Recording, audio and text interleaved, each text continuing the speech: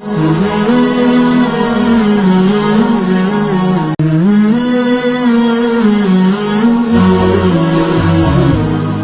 korupsi merajalela dari adik dan dekat hidup, bahkan sampai dalam keluarga ada istilah sulit ayah. Jadi yang kena lontanya ayah, si bancara tak taubat dari harta tak korupsinya, yang mana harta tak korupsinya kada pegat rumah, ataupun bahkan kada buka usaha, yang mana kaji dapat juga sampai 7 buah keturunan istilah dia ayah. Si bancara tak taubat dari hartanya, ke dia matang tak miliki buat dia, tak taubat katanya ayah.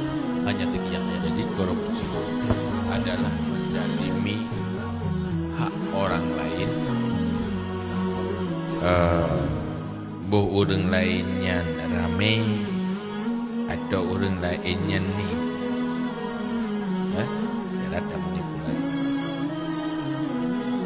Hal yang paling berat adalah di saat azalimi orang yang ada takut.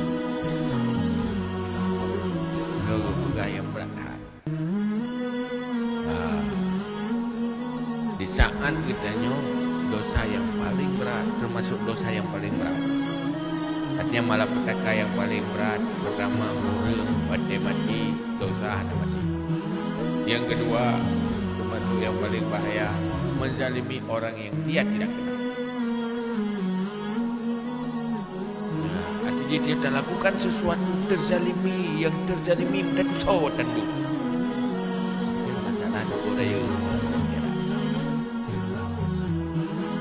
Makna zalim katanya mengambil yang bukan haknya, hak orang lain terzalimi. Mampuhkah bagaimana madai? Puhana cara bahwa Allah selalu mengharapkan. Asal katanya benar-benar dah lakukan dan perbaiki diri. Allah na berat harapan danyo benar maaf. Tergantung buat sikap dan perilaku dia. Munyonyan hana mohopoi tak ke. Salah satu caranya, yuklah ke kepentingan umum.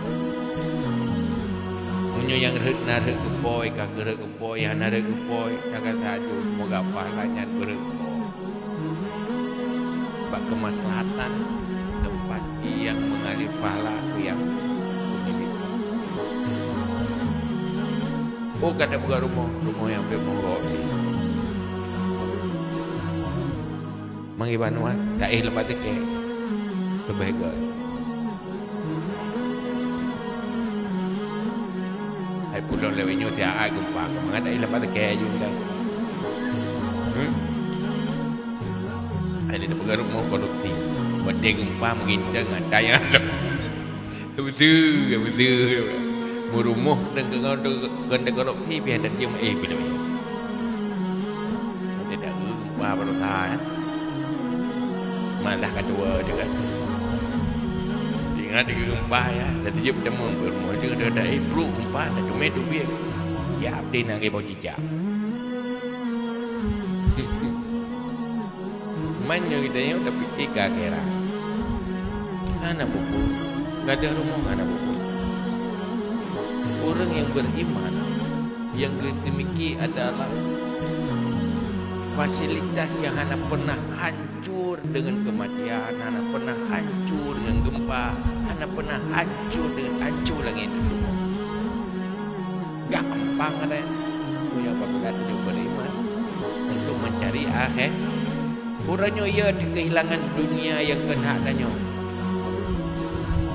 Pui yang daya si ada pasti kehilangannya. Tapi punya kehilangan dia mati karena mati, hanya ketemu dosa. Tapi punya hilang karena taubat, menjadi penembus dosa. Apa takut hilang? Memang pasti hilang. Hilanglah dengan cara yang baik.